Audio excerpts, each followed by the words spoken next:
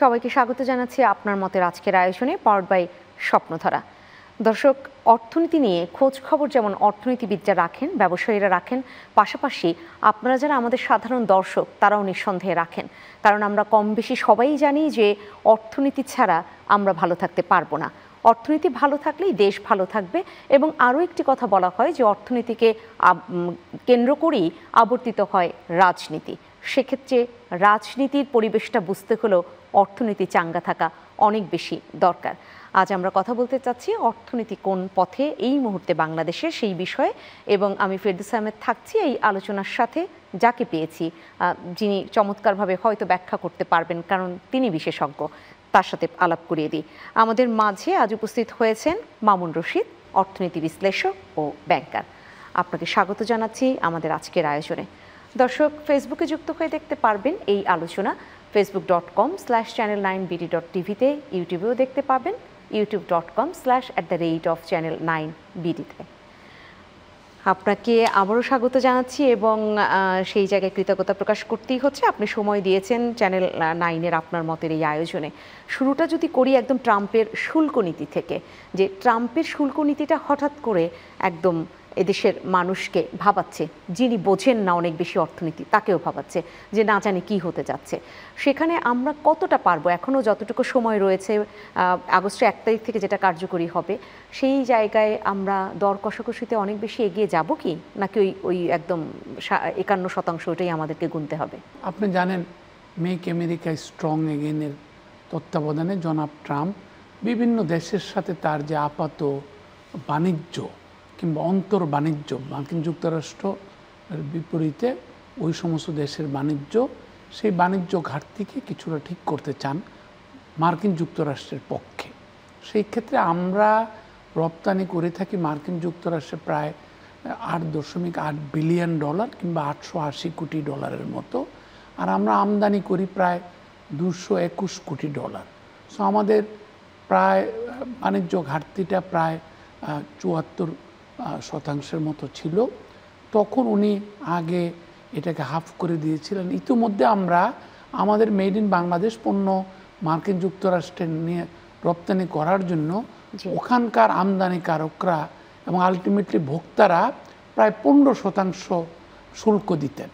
স্বাভাবিকভাবে এটার সাথে নতুন যে এটাকে বলা হচ্ছে পাল্টা শুল্ক, তার বাণিজ্য ঘাটতিকে কমানোর জন্য সে 35% যোগ হলে প্রায় 50-51% দাঁড়িয়ে যায়।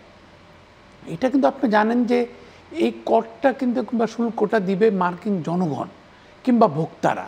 স্বাভাবিকভাবে ভোক্তাদেরকে যদি তার অপরাপর চয়েস যদি থাকে, যদি made in Vietnam, made in Indonesia, made in India, made in Pakistan হয়ে থাকে, তাদেরকে আমাদের প্রস্তুতকৃত পণ্যের তুলনায় যদি ওই পণ্যটি তারা নিয়ে থাকেন, ক্রয় করেন, তাদেরকে কম কর দিতে হবে। স্বাভাবিকভাবে আমাদের প্রতিযোগিতাশীলতা, প্রতিযোগিতার সক্ষমতা কমে যায়।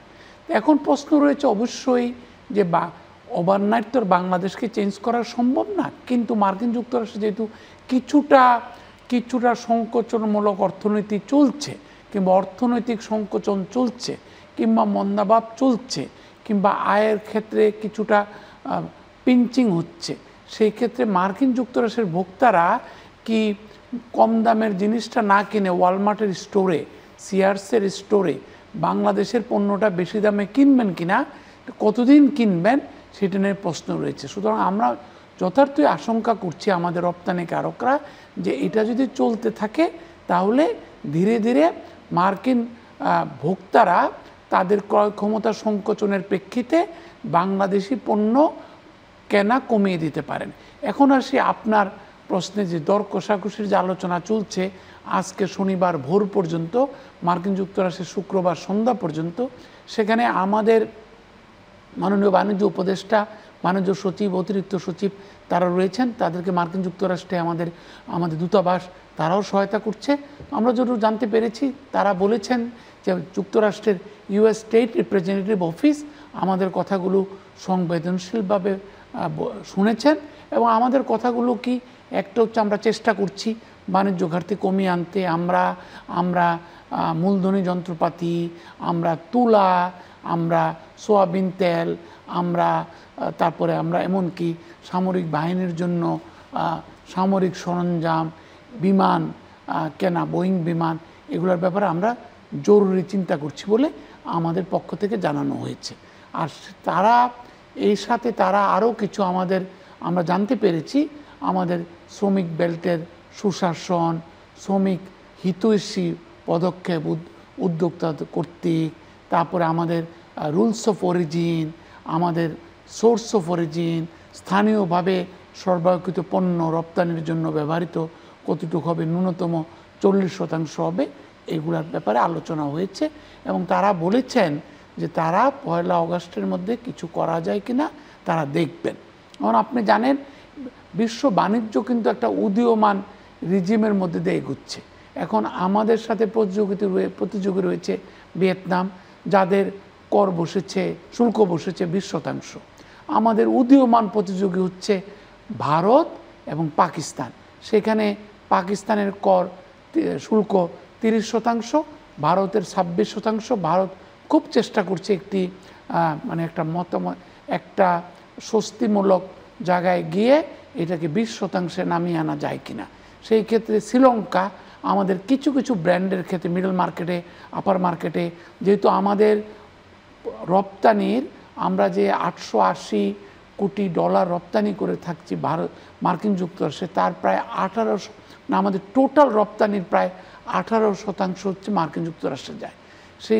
সেই রপ্তানির আবার 87% হচ্ছে তৈরি পোশাক। স্বাভাবিকভাবেই তৈরি পোশাক নির্ভর একটি বিষয় দাঁড়িয়েছে এই আলোচনায়, এই দর কষাকষিতে। সেখানে শ্রমিক সন্তুষ্টি বিধান করা, শ্রম ট্রেড বডি গঠন করার অধিকার, রুলস অফ অরিজিন, তারপরে হচ্ছে আমরা কিভাবে অন্যান্য ক্ষেত্রে অন্যান্য মার্কিন যুক্তরাষ্ট্রের সাথে বৈরী দেশগুলোর সাথে আমাদের বাণিজ্য কার্যক্রম পরিচালনা করব, অনেকগুলো এসে যাচ্ছে। তাই কেন এসে যাচ্ছে? অন্যদের ক্ষেত্রে আসছে নাকি? হয়তো আসছে, কিন্তু অন্য দেশগুলো আরও এখানে বাকবিতণ্ডা কিংবা দর কষাকষিতে আরও ব্যাপক প্রস্তুতি নিয়েছে। আমি যতদূর জানতে পেরেছি আমাদের বন্ধুদের কাছ থেকে, যেহেতু আমার অনেক দিন সুযোগ হয়েছে, এখনও সুযোগ রয়েছে যে বিদেশিদের সাথে কাজ করার, অপর দেশগুলো বিশেষ করে ভারত, শ্রীলঙ্কা এবং পাকিস্তান, তো 3টি দেশের যারা ট্রেড রিজিম নিয়ে কাজ করে, ট্রেড পলিসি নিয়ে কাজ করে, তাদের কিছু কিছু জায়গায় আমি কথা বলতে পেরেছি।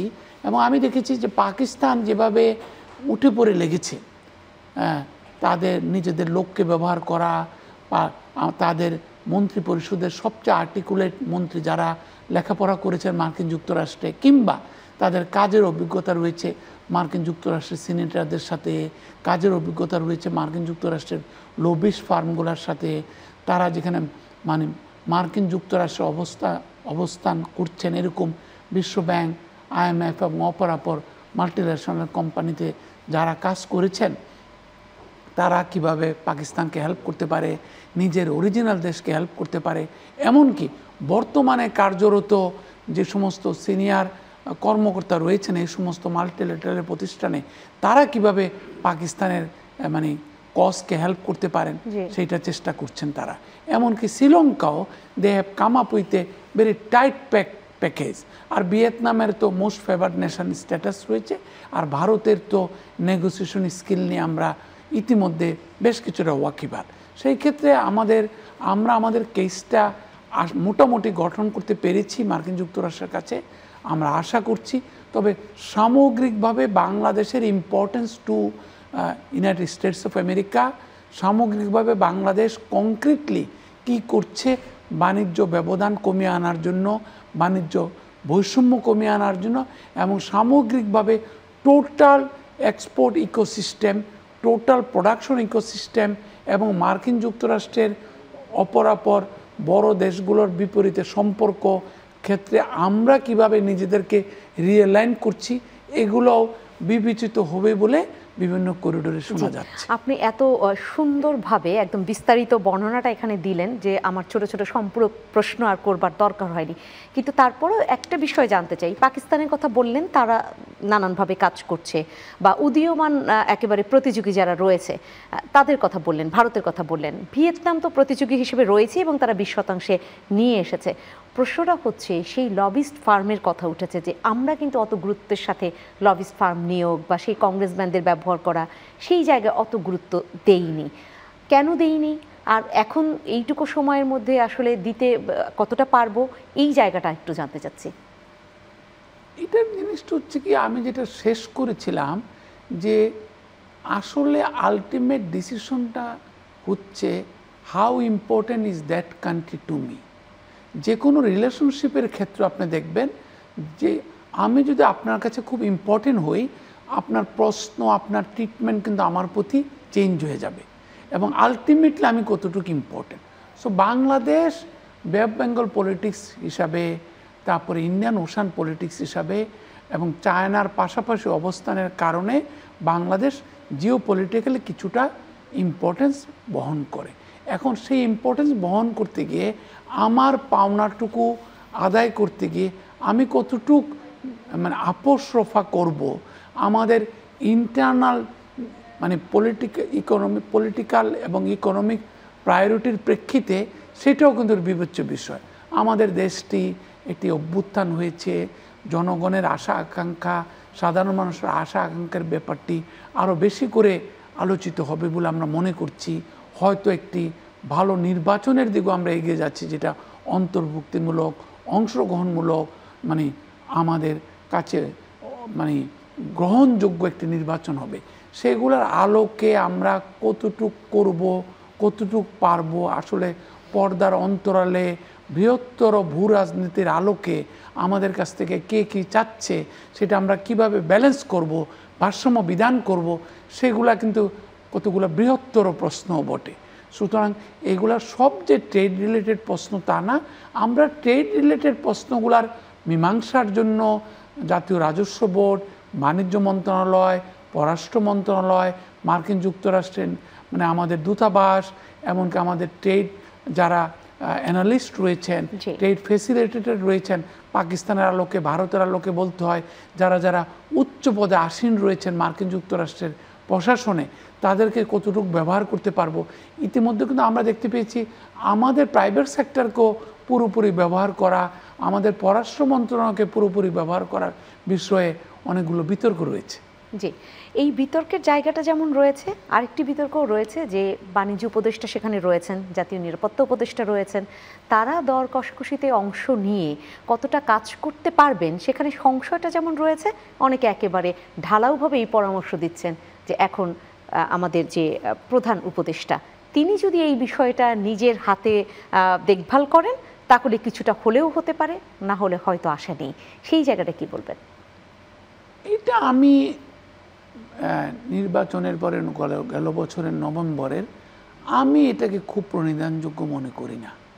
কারণ মানে প্রধান উপদেষ্টা অবশ্যই আন্তর্জাতিকভাবে স্বীকৃত একক বাংলাদেশের নাম আমি মনে করি, কিন্তু ট্রাম্প প্রশাসন আসার পরে যদিও বলা হয়ে থাকে যে রাষ্ট্র ব্যবস্থা অপরাপর পররাষ্ট্রনীতি দ্রুত পরিবর্তন হয় না মার্কিন যুক্তরাষ্ট্রে, তারপরে কিন্তু ওনার কথা শুনে একটা কিছু করে ফেলবে এইটা আমি খুব একটা মনে করি না।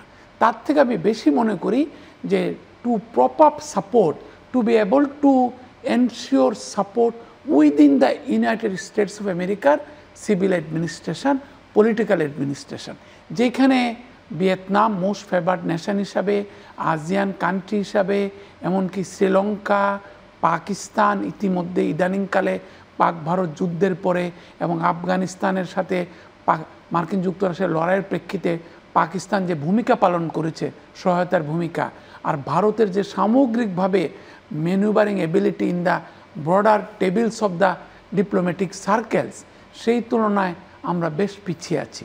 এটার জন্য আমাদের কিছুটা হলো শিক্ষার মান, তারপরে মানে যে কোনো বিতর্কে জিতে থাকার ক্ষেত্রে আর্টিকুলেশন, রাইট কাইন্ড অফ বিতর্কগুলোকে টেবিলে তুলে আনতে পারা, সঠিক পথে এটা উপস্থাপন করতে পারা, সেটাকে ওয়াকিং দ্য টক। আমাদের আপনাকে দুইটা কথা বলি, একটা কথা হচ্ছে অনেক বছর আগে BM আব্বাস এটি আমাদের গ্যাঞ্জেস ওয়াটার ট্রিটি বিতর্ক যে হচ্ছিল আলোচনা গঙ্গার পানি যে বন্টন নিয়ে, তখন উনি একটা কথা বলেছিলেন অনেক দিন আগে, অনেক বছর আগে, সম্ভবত আমি 80s এন্ডে কিংবা 90s শুরুতে ওনার বইটি পড়ার সুযোগ হয়েছে, যে উনি দেখিয়েছিলেন যে ভারতে যারা মানে এই জলসীমা নির্ধারণ তারপরে পানি বন্টন নিয়ে কাজ করেন, তারা হয়তো একজন যুগ্ম সচিব ওই কাজটি করছেন 15 থেকে 20 বছর যাবৎ। ওরা একদম বেজে বেজে খেয়ে ফেলেছেন পাকা রাঁধুনির মতো, একটি ভাত দেখে যেমন বুঝতে পারে ভাত হয়েছে কি হয়নি। তো সেই ক্ষেত্রে উনি বলেছিলেন বাংলাদেশের থেকে যারা বিতর্কে যেতেন, যারা আপোষ রফা করার জন্য যেতেন, তাদের পূর্ব প্রস্তুতিটুকু প্রশংসাজনক ছিল না। তারা আবেগের বশবর্তী হয়ে যেতেন। তারা বলতেন ভারতকে উদার হওয়া উচিত, ভারতের হৃদয়কে আরও উন্মোচিত করা উচিত। এগুলো তো বিতর্কের ভাষা না। ভারতীয় যুগ্ম সচিবরা বলতেন যে আমরা let's talk business, let's talk arguments. তেমনটি আমি যখন অনেক বছর আগে BGM-এর সাথে কাজ করার সরাসরি সংযোগ হয়েছিল, তখন আমি মার্কিন যুক্তরাষ্ট্রের USTR-এর কাছে গিয়েছিলাম। একজন সাবেক রাষ্ট্রদূত যিনি বাংলাদেশে কাজ করেছেন, উনি তখন USTR-এর কাছে যখন গেলাম, USTR-এর দ্বিতীয় তৃতীয় সারির কর্মকর্তারা বললেন, আমরা তো মনেই করি না বাংলাদেশ একটি স্বল্পোন্নত দেশ। বাংলাদেশ যেখানে ভিয়েতনাম, পাকিস্তান, শ্রীলঙ্কা, ভারতের সাথে প্রতিযোগিতা করছে পোশাক রপ্তানির জন্য, তৈরি পোশাক রপ্তানির জন্য, সেই ক্ষেত্রে আমরা ধরেই নিব এই প্রতিযোগিতাশীলতা মানে হচ্ছে বাংলাদেশ আসলে উন্নয়নশীল দেশের সকল ক্যারেক্টারিস্টিক অর্জন করেছে, তোমরা কনভেনিয়েন্টলি তোমাদেরকে দেখাচ্ছ একটি স্বল্পোন্নত দেশ। আমাদের একটাই ফাইটিং পয়েন্ট ছিল, আমাদের প্রচুর দরিদ্র নারী শ্রমিক, নারী উদ্যোক্তাদের বিকাশে, নারী শ্রমিকদের জীবনমান উন্নয়নে আমাদের পোশাক শিল্প বিরাট কাজ করেছে। আবার বিপরীতে তৈরি পোশাক শিল্পে হেনস্থা, শ্রমিকের হেনস্থা, ট্রেড ইউনিয়ন করতে না দেওয়া। আমি যখন BGM-এর উপদেষ্টা মণ্ডলীতে ছিলাম, আমরা নিজেরাও কিন্তু অনেক স্নাবড হয়েছি, মানে US ট্রেড বডি দ্বারা, US legal and compliance department দ্বারা। সো আমাদের একটা মধ্যম জায়গায় আসতে হবে। অবশ্যই আমাদের যারা বাণিজ্য মন্ত্রণালয়ে নেগোশিয়েট করছেন তাদের সক্ষমতা যেমন দরকার, তেমনটি বাংলাদেশের প্রতি মার্কিন যুক্তরাষ্ট্রের উন্নত ভিজিবিলিটি অর্জন করা, মার্কিন যুক্তরাষ্ট্রের কাছে আরও গুরুত্ব বহন করতে পারা এবং সামগ্রিকভাবে বাংলাদেশের পক্ষে, বাংলাদেশের শ্রমিকদের পক্ষে, বাংলাদেশের রপ্তানিকারকদের পক্ষে টার্মস অফ ট্রেডকে আরও বেশি পক্ষে রাখতে পারার জন্য যেই সক্ষমতা, সৌকর্য এবং গঠনমূলক আলোচনা দরকার, সেটার উপরে নির্ভর করবে আমাদের বৈদেশিক বাণিজ্যের ভবিষ্যৎ। সেটা নির্ভর করবে, কিন্তু সেই জায়গায় আরও অনেক কথা রয়েছে। আমি নিঃসন্দেহে আপনার কাছে ফিরবো বিরতি শেষ করে। দর্শক, আপনারা যারা রয়েছেন আজকের আয়োজনে, আজ আমরা কথা বলছি অর্থনীতি নিয়ে এবং আপনার মত যেটা পাওয়ার্ড বাই স্বপ্নধারা, সেখানে অর্থনীতি কোন পথে রয়েছে সেটা জানতে হলে, বুঝতে হলে আরও আলোচনা থেকে গেল। সাথে থাকবেন।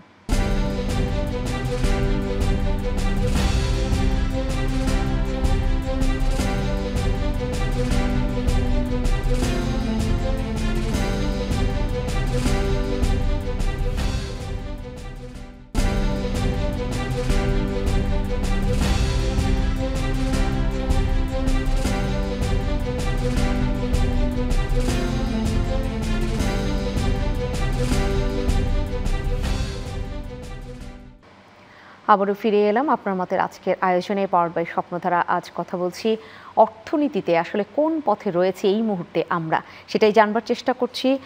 আমি আপনার কাছে আবারও আসতে চাই এবং যেখানে বলছিলাম অনেক কিছু করতে হবে বা করতে পারলে বাংলাদেশ ভালো করবে, আপনি চমৎকারভাবে বলছেন এবং মাঝখানে প্রশ্নও করতে হচ্ছে না, এত সুন্দরভাবে বুঝিয়ে দিচ্ছেন। কিন্তু সেই জায়গায় ছোট ছোট কিছু প্রশ্ন আবারও আসলে উদিত হয়। যেমন একটা হচ্ছে যে আপনি যে লবিস্ট ফার্মের কথা আগেও বলেছেন, আমি উল্লেখ করেছিলাম লবিস্ট ফার্মের ব্যাপারে, মানে এই খাত সংশ্লিষ্ট, আমি রপ্তানি খাতের কথা বলছি, যারা আমেরিকাতে সব থেকে বেশি রপ্তানি খাতের সাথে জড়িত, তাদের পক্ষ থেকে বলা হচ্ছে লবিস্ট ফার্মের সাথে তারা বেসরকারিভাবে যোগাযোগ করেছিলেন যে কি ধরনের কি হতে পারে। তারা যে ধরনের পরামর্শ দিয়েছেন সেই পরামর্শগুলো আসলে সরকারিভাবে আমলে নেওয়া হচ্ছে না। সেই জায়গায় তারা কিছুটা ক্ষোভও প্রকাশ করেছেন যে আমাদেরকেও ডেকে খুব বেশি কথা বলা হয়নি। বলা কি উচিত ছিল? এখন দেখেন, আমি যেটা আগেও বলেছি যে how important you are, how much water you can hold in the process of negotiation. এখন কয়জন সিনেটর বাংলাদেশের পক্ষে কথা বলবে, কয়জন কংগ্রেসম্যান বাংলাদেশের পক্ষে কথা বলবে, কয়জন রিপাবলিকান ট্রেড অ্যানালিস্ট বাংলাদেশের পক্ষে কথা বলছে, পরামর্শগুলো তো তাদের কাছ থেকেই নেওয়া হচ্ছিল। এগুলো কিন্তু ফ্যাক্টর। এখন বিশ্ব ব্যাংকের প্রধান একজন ভারতীয় বংশোদ্ভূত American, it does matter. IMF এর প্রধান অর্থনীতিবিদ একজন ভারতীয় বংশোদ্ভূত আমেরিকান, ইট ডাজ ম্যাটার। গুগলের প্রধান একজন ভারতীয় বংশোদ্ভূত, ইট ডাজ ম্যাটার। বিশ্ব ব্যাংকের প্রধান অর্থনীতিবিদ একজন পাকিস্তান বংশোদ্ভূত, ইট ডাজ ম্যাটার। এশীয় উন্নয়ন ব্যাংকের একজন ডিজি কিংবা একাধিক ডিজি ভারতীয় বংশোদ্ভূত, it does matter in the international corridor of negotiation, মানে বার্গেনিং। তো এগুলা তো আমাদের, এখন আমাদের যদি কেউ না থাকে আমাদের কথা বলার মতো, তাহলে কে বাজাবে ঢোল? আপনার ঢোল আপনাকে বাজাতে হবে। আপনি কি ভালো একজন ঢুলি? আপনি যদি ভালো ঢুলি না হন, আপনি কীভাবে নিজের ঢোল নিজে বাজাতে, যে ঢোলটাকে আপনি ভেঙেও ফেলতে পারেন, তাই না, ফাটিয়েও ফেলতে পারেন। এই জন্য যে পূর্ব প্রস্তুতি, কোঅর্ডিনেশন, এই কোঅর্ডিনেশনের অভাব তো আমরা সরকারেও দেখতে পাচ্ছি। এখন এই কোঅর্ডিনেশন অভাব আমরা আন্তঃমন্ত্রণালয়ে দেখতে পাচ্ছি। এটাই তো সবচেয়ে বেশি ভোগাচ্ছে, কারণ আমাদের যে রপ্তানি খাত, সেই খাতের কথা চিন্তা করেও তো এই জায়গায় কোঅর্ডিনেশন, যেটা আপনি বললেন, আপনাকে বলি, ভাবা উচিত ছিল। আমরা এত কিছুর পরেও আমরা রপ্তানি গেল এক বছরে প্রায় 8.85% বাড়িয়েছি। আমাদের এই ডিসকাশন প্রসেসে বিজিএমই কোথায়, বিকেএমইএ কোথায়? যে সমস্ত ট্রেড অ্যানালিস্টরা, অর্থনীতিবিদরা বিজিএমএ বিকেএমইএ বাংলাদেশের ট্রেড রিজিম নিয়ে, ট্রেড পলিসি রিজিম নিয়ে কাজ করছেন, তাদের কজনের সাথে আলোচনা করেছি আমরা। যে সমস্ত অর্থনীতিবিদরা, কম হোক, আমাদের হয়তো খুবই কম আছে, যারা বিশ্ব ব্যাংকে মোটামুটি উচ্চতর জায়গায় যেতে পেরেছেন, তাদের কজনকে নিয়ে আমরা আলোচনা করেছি। যারা যে সমস্ত আন্তর্জাতিক ব্যাংক বাংলাদেশের ট্রেড করিডোরে প্রচুর তাদের অবস্থান, Citibank, NA, HSBC, Standard Chartered bank, তাদের কতজন ইকোনমিস্টকে আমরা রিকোয়েস্ট করেছি, চলো তোমাদের সাথে একটা আলোচনা করা যায় কিনা, how we can defend our position. কেন আমরা সেটা করলাম না? এগুলো তো আমি নিজে জানি না আসলে। এগুলো ইস্যুগুলো হচ্ছে কি, যেভাবে আমি, পাকিস্তান ইজ অলমোস্ট, আমরা কি জানতাম নিকট অতীত পর্যন্ত এ ফেইল্ড স্টেট। সো আমি তো বললাম ওয়াও। আমার একটা বন্ধু আছে দুবাইতে কাজ করে, আমার ব্যাংকে কাজ করতো, তাকে আমি জিজ্ঞেস করলাম, ও অনেক দিন যাবৎ গভর্নমেন্টের সাথে কনসাল্টিং করে, পাকিস্তান গভর্নমেন্টের সাথে। ওর কাছ থেকে আমি জানতে পেরেছি how Pakistan is trying to tackle এই ট্রাম্প প্রশাসনের এই টেরিফ খরকটাকে। কিন্তু আমরা গার্মেন্টস সেক্টরের দিকে যদি তাকাই, আপনি একদম তখন বলছিলেন যে এত শতাংশ সেই আমরা বিশেষ করে আমেরিকায় রপ্তানি করি, ইউরোপ আমাদের উপর নির্ভরশীলতা কমিয়ে দিবে, একদম তারা অ্যানাউন্স করে দিয়েছে যে তৈরি পোশাক শিল্পে বাংলাদেশের উপর তারা নির্ভরশীলতা কমাবে। বাজার তো আমেরিকা, সেটাও যদি আমরা সেই জায়গায় ভালোভাবে অবস্থান না নিতে পারি, অন্যান্য বিকল্প বাজার খোঁজা এবং সব কিছু মিলে আমাদের গার্মেন্টস সেক্টরটা যদি অনেক ধস নামে, ফ্যাক্টরিগুলো বন্ধ হয়ে যায়, বায়াররা মুখ ফিরিয়ে নেয়, কী অবস্থা দাঁড়াবে বিনিয়োগে, কর্মসংস্থানে, জানতে চাই। এইটার 3 লাইনে উত্তর হচ্ছে, it is not easy. Myanmar নিয়েও আমরা অনেক নেচেছিলাম। ইউরোপিয়ান কান্ট্রিগুলা, ইউরোপ ভিত্তিক পত্রিকাগুলা, ইউরোপ ভিত্তিক ইকোনমিস্টরা, তারা অনেক বলেছিল Vietnam is the next big thing, next lion coming in the Horizon, কিন্তু পারে নাই, সরি, মিয়ানমার। সো তখন তেমনটি, it is not easy to replace Bangladesh in the global apparel value চেনে ওভারনাইট। আমরা যদি আমাদের মানে উৎপাদন খরচ কমাতে পারি, শ্রমিকদেরকে বঞ্চিত না করে, প্রযুক্তির বহুবিধ ব্যবহারের মাধ্যমে, তারপরে প্রোডাকশন বেসকে অপটিমাইজ করে, এফিসিয়েন্সি এনে, তারপর আমরা যদি বড় বড় ব্র্যান্ডের কাছে রপ্তানি করতে পারি, আমরা যদি ভ্যালু চেনে একটু উপরের দিকে যেতে পারি, শ্রীলঙ্কার মতো, ভিয়েতনামের মতো, সাউথ কোরিয়ার মতো, তাহলে কিন্তু আমরা কিছুটা বেশি দাম পাবো। দ্বিতীয় হচ্ছে আমাদের উৎপাদন দক্ষতা বাড়ানো। তৃতীয় হচ্ছে সরকারের পক্ষ থেকে জ্বালানি সহায়তা, পোর্টে আমাদের এফিসিয়েন্সি ইমপ্রুভ করা, তারপর হচ্ছে আমাদের সুদের হার কমানো, ব্যাংকের বাণিজ্য এনবিআরের কাছ থেকে আমরা যেভাবে, যাতে কোনো ধরনের উদ্যোক্তা কোনো ধরনের হয়রানির শিকার না হয়। আমাদের কিন্তু আরেকটা ভালো উদাহরণ রয়েছে, মার্কস অ্যান্ড স্পেন্সার এবং ডেকাথলন। ডেকাথলন স্পোর্টস ওয়্যার তৈরি করে, স্পোর্টস গুডস, আর মার্কস অ্যান্ড স্পেন্সার তো কাপড় চোপড় তৈরি করে, স্যুট, প্যান্ট, শার্ট, এগুলো তৈরি করে লঞ্জরে। এখানে কিন্তু দেখেছি আমরা ভারতের মার্কস অ্যান্ড স্পেন্সার স্টোরগুলাতে, ডেকাথলন স্টোরগুলাতে প্রচুর মেড ইন বাংলাদেশ। সুতরাং আমাদেরকে আন্তঃমহাদেশীয় বাণিজ্য বাড়ানোর চেষ্টা করতে হবে। চীন আমাদের এখন বন্ধুরাষ্ট্র হিসেবে আবির্ভূত হয়েছে, চীনের বাজারে আমরা কিভাবে আমাদের এক্সপোর্ট আরও বাড়াতে পারি। ভারতের বাজারে অলরেডি বেড়েছে আমাদের তৈরি পোশাক এক্সপোর্ট, আমরা এমনকি ইন্দোনেশিয়ার বাজারে এক্সপোর্ট বাড়াতে পারি কিনা, এমনকি আমরা অন্যান্য জাপানে আমাদের এক্সপোর্ট বাড়াতে পারে কিনা, জাপান আমাদের বন্ধুরাষ্ট্র। দক্ষিণ কোরিয়ার স্টোরগুলাতে চেন, বিরাট রিটেল চেনগুলাতে বাড়াতে পারে কিনা।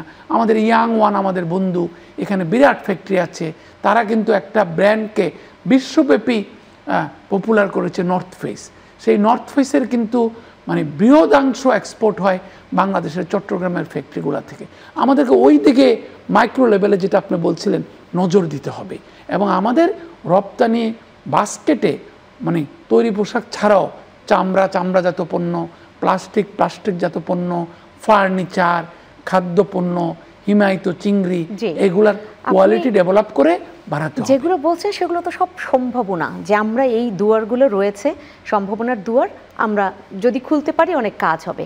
কিন্তু সম্ভাবনাকে একদম সূর্যের আলোর মতো সত্যতায় নিশ্চিত করতে যা যা করা দরকার, করছি কি?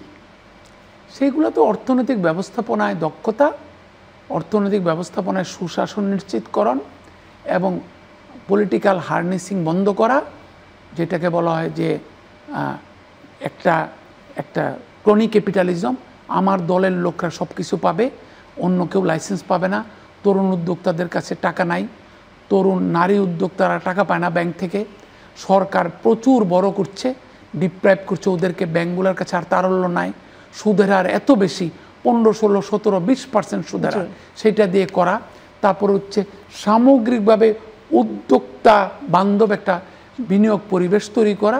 সেগুলো রাজনৈতিক দলেরও একটা কমিটমেন্ট প্রয়োজন, সরকারের একটা কমিটমেন্ট প্রয়োজন, রাষ্ট্রযন্ত্র যদি ধরি তাদের একটা কমিটমেন্ট প্রয়োজন। এই যে উদ্যোক্তা হয়রানি, শিল্প উদ্যোক্তা হয়রানি, ব্যবসায়ী হয়রানির থেকে আমাদের বেরিয়ে আসতে হবে। সত্যিকার শুধু অধ্যাপক ইউনূস বললে হবে না যে চাকুরির পিছনে ঘুরো না, ব্যবসার পিছনে ঘুরো, শুধু উনি বললে হবে না। ওনার সামগ্রিক সরকারকে তৈরি করতে হবে যে আমার উদ্যোক্তা হচ্ছে, আমার প্রধান লক্ষ্য হবে উদ্যোক্তা সৃষ্টি করা। বাংলাদেশ আগামী 10 বছর 20 বছরে যারা সফল কাম হবে, যাদের ইতিহাস লেখা হবে, তারা হবে আজকের তরুণ উদ্যোক্তারা, তরুণ নারী এবং পুরুষ উদ্যোক্তারা। এবং সেটা সৃষ্টি হতে যাবতীয় সহায়তা প্রদান তো করতেই হবে, না হলে সৃষ্টি হবে কেন? আমি ব্যাংকের জায়গাতেই আসি। আপনি নীতি সুধারের কথা বলছিলেন, 4 দফায় বাড়ানো হলো, এখন যে 16-17% উপরে ঋণের সুধার হয়ে গেল, সেখানে তো বিনিয়োগ একেবারেই তলানিতে, যেটা ব্যক্তি পর্যায়ের বিনিয়োগ তলানিতে গিয়ে ঠেকেছে। এখান থেকে বের হব কি করে? অনেক কিছু তো করতে হবে, কিন্তু এখন তো আমাদের বেরও হতে হবে, না হলে অবস্থা তো খুব ভয়াবহ দাঁড়াবে। এখানেও 4টি জিনিস। একটু হচ্ছে ব্যাংকিং খাতে লুটপাট বন্ধ করা, যেটা অনেকটা কমেছে। এটা রক্ষা হবে কিনা, এগিয়ে যাবে কিনা, স্বস্তির নিঃশ্বাস ফেলতে পারবো কিনা আমরা পরবর্তী ট্রানজিশন গভর্নমেন্ট যেটা হবে ইলেকশনের মাধ্যমে, সেই গভর্নমেন্টের উপর নির্ভর করে। আপাত অর্থে আমরা একটা স্বস্তিতে পৌঁছেছি কেন্দ্রীয় ব্যাংকের শক্তিশালীকরণের মাধ্যমে, আপাত অর্থ হলো। দ্বিতীয় হচ্ছে সুদের হার বাড়িয়ে ইনফ্লেশন কমানো, এই ধারা বাংলাদেশে কাজ করে নাই। বাংলাদেশে টোটালি ফেল করেছে। আমি আপনাকে প্রশংসা করতে হবে, আমাদের গবেষণা বলে যে আসলে লাভ হয় নাই, যার কারণে বৃহৎ অংশের ঋণ হয় সরকার নিয়ে নিয়েছে তার ডেফিসিট ফাইন্যান্সিং ম্যানেজ করার জন্য, আর বড়দের কাছে গিয়েছে, টাকা ফেরত আসে নাই। ক্ষুদ্র এবং মাঝারিরা টাকা পায় না, আর যারা টাকা পায় অনেক কষ্ট করে 1-2টা ব্যাংক উৎসাহী তাদেরকে টাকা দেওয়ার জন্য। কেন্দ্রীয় ব্যাংকও চেষ্টা করছে পুনরঅর্থায়নের মাধ্যমে ওদের কাছে টাকা পৌঁছে দেওয়ার জন্য। নারী উদ্যোক্তা, তরুণ উদ্যোক্তা, স্টার্টআপের ক্ষেত্রে নতুন সার্কুলার দিয়েছেন, অবশ্যই বাংলাদেশ ব্যাংক ধন্যবাদ প্রাপ্য। সেই ক্ষেত্রে এগুলো যদি ওয়াক দ্য টক হয়, তাহলে সেই ক্ষেত্রে সুদের হার কমাতে হবে, তারল্য বাড়াতে হবে। আমাদের রপ্তানি বেড়েছে, আমাদের প্রবাসী আয় বেড়েছে, আমাদের বৈদেশিক মুদ্রা রপ্তানি তারল্য বেড়েছে, এতে করে আমাদের বিদেশে আমাদের মানে ইয়েটা উন্নত হয়েছে, ইমেজটা এটা ভালো হয়েছে। আমরা অনেক টাকা পাঠাতে পারছিলাম না, এয়ারলাইন্স, পণ্য জাহাজীকরণের খরচ, ছাত্রদের বিদেশে পড়ার টাকা, এগুলো নিয়ে আমাদের বিরুদ্ধে একটা নিরাশাবাদ সৃষ্টি হচ্ছিল। This is a very good thing. আমাদের প্রবাসী আয় বেড়েছে, অফিসিয়াল চ্যানেলে টাকা আসছে। বাংলাদেশ ব্যাংক অত্যন্ত সচেষ্ট যে আরও বেশি কিভাবে টাকা পয়সা তারল্য বাড়িয়ে মানে মানে স্বল্প উদ্যোক্তাদের, ক্ষুদ্র এবং মাঝারি উদ্যোক্তাদের কাছে টাকা বেশি দেওয়া যায়। সেই ক্ষেত্রে বাংলাদেশ ব্যাংকে আরেকটা ব্যবস্থা করতে হবে, সরকারের ঋণ কমানোর ক্ষেত্রে পরামর্শ দিতে হবে এবং সরকারের আয় বাড়াতে হবে, এনবিআর এর মাধ্যমে রাজস্ব আয় বাড়াতে হবে। তা না হলে সরকারের পরিচালন ব্যয় এত বেশি, সরকারের আকার বাংলাদেশে এত বড়, সেই সরকারকে চালাতে চালাতে আমাদের সব টাকা শেষ। এবারও বাজেটে পরিচালন ব্যয় যে খুব কমানো হয়েছে ব্যাপারটা তেমন নয়, তুলনামূলক আলোচনায় সেটাও অনেক বেশি। সেগুলো নিয়ে আমি ফিরবো বিরতি শেষ করে এসে, শুনবো নিঃসন্দেহে আপনাকে। দর্শক, আপনারা যারা রয়েছেন, আপনার মতের আজকের আয়োজনে পাওয়ার বাই স্বপ্নধারা অর্থনীতির আরও অনেক ছোটোখাটো এবং যদি বলা যেতে পারে মোটা দাগের প্রশ্ন থেকে গেল, সেই আলোচনা নিয়ে ফিরবো শীঘ্রই, সাথে থাকবেন।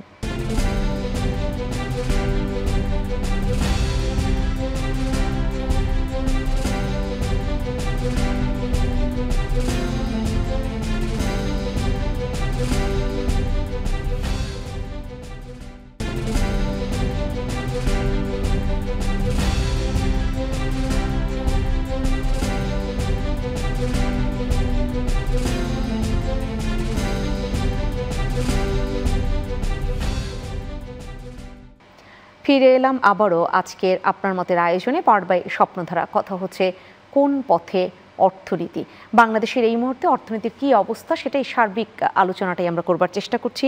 আবারও আপনার কাছে জানতে চাই, ব্যাংকের ব্যাপারটা এবার জানতে চাইব। খেলাপি ঋণের ব্যাপারটা আপনি এনেছেন, সেখানে কেন্দ্রীয় ব্যাংকের যে নানান ধরনের নীতিমালা বা নতুন করে যেগুলো নেওয়া হলো, বিশেষ করে এপ্রিল থেকে যে ত্রয়মাস গেলে একটা এরকম দিতে হবে, না হলে তিনি ডিফল্টার হবেন, এই যে ব্যাপারটা আসলে অনেকেই বলছেন যে এতে আরও সংখ্যা বাড়ছে খেলাপি ঋণের পরিমাণ।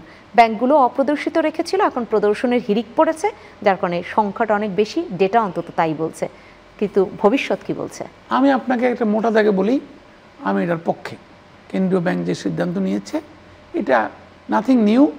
অপরাপর দেশগুলোর সাথে যেহেতু আমরা বিশ্ব ব্যাংক এবং আন্তর্জাতিক মুদ্রা তহবিলের সাথে একযোগে কাজ করতে হচ্ছে, এশীয় উন্নয়ন ব্যাংক বাংলাদেশের ইকোনমি ডেভেলপমেন্ট পার্টনারদের সাথে একযোগে চলে এগিয়ে যাওয়ার একটা ভালো ইতিহাস গঠন করেছে, হুইচ ইজ ভেরি গুড। আমাদের সিভিল ব্যুরোক্রেটদেরকে ধন্যবাদ দিতে হয়, ERD, ministry of finance, ministry of commerce, central bank, যারা যারা এই সমস্ত সংস্কারের চালাতে পেরেছেন, চালিয়েছেন। এখন এই পথে আমাদের যেতেই হতো, ত্রৈমাসিক ভিত্তিতে ঋণ ক্লাসিফিকেশনের পদ্ধতি। আমার ধারণা, যেটা অনেকে জানে না, বাংলাদেশ কিন্তু ডক্টর আহসান মনসুরের নেতৃত্বে আরেকটি উদ্যোগ আমরা নিয়েছি, যে অনেক দিন যাবৎ যেগুলা মানে বৃহৎ ঋণ চলছিল, শ্রেণীভুক্ত ঋণ, সেইগুলাকে আমরা পুনর্গঠন করতে পারি কিনা, সিকিউরিটি কোলাটেরাল ইমপ্রুভ করে। যে সমস্ত ব্যবসায়ীরা অতীতে রাজনৈতিক নিষ্পেষণের শিকার হয়েছিলেন, কোভিডের কারণে মানে ঋণ খেলাপি হয়ে গেছিলেন, তারপরে রাশিয়া ইউক্রেন যুদ্ধের কারণে সাপ্লাই চেইন ডিসরাপশনের কারণে ঋণ খেলাপি হয়েছিলেন, কিংবা জ্বালানি তেলের মূল্য বৃদ্ধির প্রেক্ষিতে ঋণ খেলাপি হয়েছিলেন, ডলারের রেট বেড়ে যাওয়ার কারণে ঋণ খেলাপি হয়েছিলেন আমদানি নির্ভর শিল্প উদ্যোক্তারা। এমনকি জুলাই অগাস্টের যে ইন্ডাস্ট্রিয়াল বেল্টে যে মানে বিভিন্ন ধরনের ক্ষতিকর কর্মকাণ্ড হয়েছে, সেইখানের কারণে ক্ষতিগ্রস্ত হয়েছেন, তাদের দিকে আবার দেখা কি কারণে বড়রা ঋণ খেলাপি হয়েছেন, এই ঋণগুলাকে পুনর্গঠন করে চলমান ঋণে পরিণত করা যায় কিনা। আমি মনে করি এইগুলা ক্ষেত্রে বাংলাদেশ ব্যাংক বেশ কিছু ডিসিশন দিয়েছে, সবাইকে সাথে নিয়ে, federation of chamber of commerce and industry, অর্থ মন্ত্রণালয়, ব্যাংকার যারা রয়েছেন তাদেরকে নিয়ে, বাংলাদেশ ব্যাংকের সম্পৃক্ত বিভাগগুলোকে নিয়ে। আমার মনে হচ্ছে এগুলা যখন বৃহৎ লোনগুলা পুনর্গঠিত হবে, আবার কিন্তু এগুলা যেহেতু চলমান ঋণে পরিণত হবে, আবার দেখবেন যে আমার আশা যে জুন, বিশেষভাবে সেপ্টেম্বর প্রান্তিকে গিয়ে আপনি দেখবেন যে আমার ধারণা, যদি সব কাজগুলো বাংলাদেশ ব্যাংক গুছিয়ে আনতে পারে, ঋণ পুনর্গঠনের, বৃহৎ ঋণ পুনর্গঠনের এবং security collateral improvement, down payment, compromise amount দিয়ে এক্সিট থেকে বেরিয়ে যাওয়া, আমার মনে হচ্ছে সেপ্টেম্বর নাগাদ। এবং আরেকটি কথা মনে রাখতে হবে, যদি নির্বাচন হয়, সেটার কারণেও কিন্তু ঋণ খেলাপিরা কিন্তু নির্বাচনে অংশ নিতে পারবেন না। সো তাদের জন্য একটা মেসেজ বাংলাদেশ ব্যাংক দেওয়ার চেষ্টা করছে যে আপনারা অতি ত্বরিত এই খেলাপি ঋণগুলো পুনর্গঠন করুন, বৃহৎ ঋণ যেখানে আটকে গেছে পেমেন্ট, ব্যাংকগুলো পেমেন্ট পাচ্ছে না, এটা দুই পক্ষেরই লাভ। বৃহৎ ঋণ গ্রহীতাদের কী লাভ? তাদের ফ্যাক্টরিগুলো আবার চালু করতে পারছেন, তারা আবার এলসি খুলতে পারবেন, রপ্তানি করতে পারবেন, মূলধনী পণ্য আনতে পারবেন, যন্ত্রাংশ আনতে পারবেন। আর ব্যাংকের কী লাভ? এই ক্লাসিফাইড লোনের ফলে তাদের প্রভিশন করতে হচ্ছে, তারপরে তারা ব্যাড লোন করতে হচ্ছে, কোর্টে কেস করতে হচ্ছে, সেগুলা থেকে মুক্তি নিয়ে ডাউন পেমেন্ট নিয়ে ঋণগুলোকে যদি পুনর্গঠন করতে পারে, সঠিকভাবে সিকিউরিটি কোলাটেরাল ইমপ্রুভ করতে পারে, তাহলে কিন্তু তারা জামানত এবং সহজামানত ইমপ্রুভ করতে পারে, তাদের ঋণটাও কিন্তু আবার প্রচলিত ঋণ হবে, আবার টাকা ব্যাংকে ফেরত আসবে, তারল্য বাড়বে, এই ঋণের টাকাটা আবার অন্যদেরকে ঋণ দেওয়া যাবে, ঝামেলা মুক্ত হবে, ওই যে জটিলতাগুলো যেতে হতো সেটা হবে না। কেন্দ্রীয় ব্যাংকের সাথে বাণিজ্যিক ব্যাংকগুলোকেও একযোগে কাজ করতে হবে। জি, কিন্তু ব্যাংক একীভূত করার যে বিষয়টা আসছে এবং সেখানে একীভূত করার যে তালিকা, যে এই ব্যাংকগুলো একসাথে মার্চ করবে, এক্সিম ব্যাংকের উদাহরণটা আমরা সবসময় দিয়ে থাকি, কারণ এক্সিম ব্যাংকের পক্ষ থেকেই এটা একদম জানানো হয়েছে, তারা আপত্তি তুলেছে যে আমরা কেন ওই এসালম গ্রুপের বিশেষ করে যে 4টি ব্যাংক, তাদের সাথে আমাদেরকে কেন মার্চ করতে বলা হচ্ছে। সেখানে কি এইটা যৌক্তিকতা নিয়ে অনেকেই নানানভাবে ব্যাখ্যা দিয়েছেন, আপনার ব্যাখ্যাটা একটু শুনতে চাই। এটা তো শুরু হয়েছিল আগের সরকারের সময়। এখন আমাদের কাছে যেটা মানে বিশেষ করে বাংলাদেশ ব্যাংকের কাছে যেটা দেদীপ্যমান হয়ে উঠে আসছে, সেটা হচ্ছে ইসলামিক ব্যাংকগুলোতে, বিশেষ করে একক মালিকানাধীন ইসলামিক ব্যাংকগুলোকে যে একীভূত করা যায় কিনা। এতে করে ম্যানেজমেন্ট টাইম বাঁচবে, কেন্দ্রীয় ব্যাংকের সুপারভিশনের টাইম বাঁচবে, তারা তাদের অ্যাটেনশন অন্য জায়গায় ডাইভার্ট করতে পারবেন। তো সুতরাং এইটার সাথে আমরা একমত। আমি কিছুটা হলো এক্সিম ব্যাংকের সাথে একমত যে তারা কেন ওইটা না, যে তারা ওই ইসলামী ব্যাংক না, তারা এসালমের মালিকানাধীন ব্যাংক না, কিন্তু তাদেরও কিন্তু অবস্থা ভালো ছিল না। মিস্টার মজুমদার তাদের যে একক বৃহৎ মালিক ছিলেন, he is also one of the person on the dock and seriously on the dock. তার ব্যাপারেও বিচারাধীন রয়েছে মামলাটুকু। সুতরাং এক্সিম ব্যাংক যদি ইতিমধ্যে প্রচণ্ড ভালো কিছু দেখাতে পারে, অফকোর্স তাকে মার্চ করার দরকার কি। আরেকটা কথা আমি বলি, যে যারা ব্যক্তি মালিকানাধীন ব্যাংক, যেটা গভর্নর সাহেবের একটি কথা আমার খুব ভালো লেগেছে, বিশেষ করে ব্যক্তি মালিকানাধীন ব্যাংক, দুর্বল ব্যাংক এবং ব্যক্তি মালিকানাধীন অব্যাংকিং আর্থিক প্রতিষ্ঠান, তা ওনারা গভর্নর মহোদয় দেখিয়েছেন, বাংলাদেশ ব্যাংক দেখিয়েছে পরীক্ষা নিরীক্ষা করে, তাদের ব্যাপক মূলধন স্বল্পতা। এখন মালিকরাই তো মূলধন স্বল্পতা সমাধান করবে, মালিকরা কেন ক্যাপিটাল ঢাললো না? তারা ঋণ দিয়েছে। বাংলাদেশের ব্যাংকগুলোকে চালায় কে? প্রফেশনাল তো চালায় না। এখানে অনেক আলোচনা হয়েছে, আমি না শুধু, অনুর আলোচনা করেছেন, আপনিও জানেন যে বাংলাদেশের ব্যাংকগুলোকে চালায় দৈনন্দিন ডিসিশন মেকিং করে ডিরেক্টররা, মালিকরা। বাংলাদেশের আর্থিক প্রতিষ্ঠান চালায় মালিকরা। তাহলে এই ক্লাসিফাইড লোনের দায় দায়িত্ব, খেলাপিনের দায় দায়িত্ব তাদের নিতে হবে না? মূলধনের কথা আপনি কিন্তু বলছেন, তারা এই যে মূলধন স্বল্পতা হলো ক্লাসিফাইড লোনের এগেনস্টে, সেই মূলধন স্বল্পতা পূরণ করবে কে? মালিকরা। মালিকরা কেন টাকা দিচ্ছে না? মালিকরা যদি টাকা না দেয়, মালিকরা যদি টাকা না দেয়, বরং উল্টা আপনি বলছেন আমাদের মতোই, বাংলাদেশ ব্যাংকের মতোই মালিকরা বরং নিয়ে নিয়েছে, নিয়ে শুধু নেয়নি, নিয়ে ডাইভার্ট করেছে, পাচারও করে দিয়েছে, তাই না? এইটা তো তাদের অধিকার নাই। তুমি একদিকে বেনামে ঋণ নিবে নিজের ব্যাংক থেকে, কিংবা অন্য ডিরেক্টরকে তুমি লোন দিবে, ওই ডিরেক্টর তোমাকে লোন দিবে, এইগুলা করেছেন ওনারা, বেনামি ঋণ। এখন তারা মূলধন স্বল্পতা, মূলধন ঢালবেন না, আবার ব্যাংকের শক্তিশালীভাবে চালাবেন না, ব্যাংকের ফরেন্সিক অডিট করবেন না যে how big is the hole, পরে আবার পিআরের মাধ্যমে পত্রিকায় বিজ্ঞাপন দিবেন ওনারা শক্তিশালী ব্যাংক, কিন্তু মাটির নিচেই অন্ধকার, বাতির নিচেই অন্ধকার, কার্পেটের নিচেই ময়লা। এই ময়লা পরিষ্কার না করে শুধু বাংলাদেশ সরকার থেকে টাকা নিয়ে তাহলে তো হবে না। বাংলাদেশ সরকার থেকে যদি মূলধন নেন, বাংলাদেশ সরকার থেকে যদি টাকা নেন, যেটা 53,000 কোটি টাকা বাংলাদেশ ব্যাংক টাকা ছাপিয়ে, মানে মূল্যস্ফীতির ঝুঁকি নিয়ে, বিরাট ঝুঁকি নিয়ে, এমনকি বাংলাদেশ ব্যাংক নিজস্ব প্রফিট থেকে টাকা দিয়ে এই সমস্ত দুর্বল দুষ্ট ঋণ গ্রহীতাদের ব্যাংকে, দুষ্ট মালিকদের, মালিক খেত ঋণ গ্রহীতাদের ব্যাংকে পুনঃ অর্থায়ন করেছেন। এই কারণেই তো টাকাটা বাংলাদেশ ব্যাংক পারত ক্ষুদ্র ঋণের বিপরীতে পুনরুদ্ধার করতে, এই টাকাটা দিয়ে 53,000 কোটি টাকা, অন্তত 20,000 কোটি টাকা যেটা নিজের তহবিল থেকে বাংলাদেশ ব্যাংক দিয়েছে, বাকি টাকাটা দিয়েছে 53,000 কোটি টাকা তারা ছাপিয়েছে বাংলাদেশ ব্যাংকের সিকিউরিটি প্রিন্টিং প্রেসে। এটাকে আকাঙ্ক্ষিত যে টাকা ছাপিয়ে তাদেরকে সাহায্য করছে। অনেকের কথা হচ্ছে এই রকম দুষ্ট বা দুর্বল যে শব্দগুলো আপনি ব্যবহার করলেন সেই ব্যাংকগুলোকে ফেলে দেওয়া উচিত। অনেকে আবার বলছেন গ্রাহকের স্বার্থে ফেলে না দিলেও একীভূত করে মালিক সাময়িকভাবে রাষ্ট্র হওয়াটাই ভালো, এরকম ব্যাখ্যা অনেকে দিয়েছেন। আপনি কি তাহলে দ্বিতীয় ব্যাখ্যাটার পক্ষে অবস্থান নিচ্ছেন? এটা IBC Indian insolvency and banking code, এটা আমাদের যে একটা রিপোর্ট দিয়েছে কেন্দ্রীয় ব্যাংক শক্তিশালীকরণ, এই রিপোর্টের মধ্যে বলা হয়েছে ইন্দোনেশিয়া এবং ভারতের উদাহরণ টানা হয়েছে ব্যাংক্রাপসি কোডের। সেখানে রাষ্ট্র না বলেছে, অ্যাকাউন্টিং ফার্মগুলা বড় বড় বিদেশি প্রতিষ্ঠান আছে এরকম, যারা গুড ব্যাংক ব্যাড ব্যাংক এই প্রকল্প চালাতে দক্ষ। চায়নাতে আমরা দেখেছি, দক্ষিণ কোরিয়াতে দেখেছি, ইন্দোনেশিয়াতে দেখেছি ব্যাংক পারমাতা, অন্যান্য দুর্বল ব্যাংকের সবলকরণ। ভারতে আমরা দেখেছি 5টি ব্যাংক দুর্বল ব্যাংকের সবলীকরণ শক্তিশালীকরণ প্রক্রিয়া কাজ করেছে। আমরা সে আলোকে আমরা মনে করি হয় উদ্যোক্তারা মূলধন ঢালবেন, নাহলে সরকার যদি বিদেশ থেকে মূলধন এনে স্ট্র্যাটেজিক ইনভেস্টমেন্ট বলে এটাকে, তারা তাহলে কী পাবে? ব্যাংকগুলোকে পরিচালনা করার সুযোগ দিতে হবে, তাদেরকে ইন্ডিপেন্ডেন্ট ডিরেক্টর বাড়াতে হবে, সত্যিকার অর্থে স্বাধীন পরিচালক বাড়াতে হবে। মালিকরা এসে তাদের লোক দিয়ে ব্যাংক চালালে যা হয়েছে তাই হবে, তারা হস্তক্ষেপ করতে পারবে না। সেরকমটা করলে আমাদের ব্যাংকগুলো ঘুরে দাঁড়াবে। আজকের আয়োজন এখানেই শেষ করছি। অসংখ্য ধন্যবাদ জানাচ্ছি আপনাকে। ধন্যবাদ, দর্শকদেরকে ধন্যবাদ। সম্মানিত দর্শক, আপনাদেরকেও ধন্যবাদ ছিলেন আমাদের সাথে, এবং সার্বিক অর্থনীতিতে কিভাবে আমরা উত্তরণ ঘটাতে পারি সেই আলোচনাটাই আজকে করবার চেষ্টা করলাম। আপনাদের সুবিধার্থে, আপনাদের বোঝার সুবিধার্থে একদম সাধারণ ভাষায় বলবার চেষ্টা করলেন মামুন রশিদ।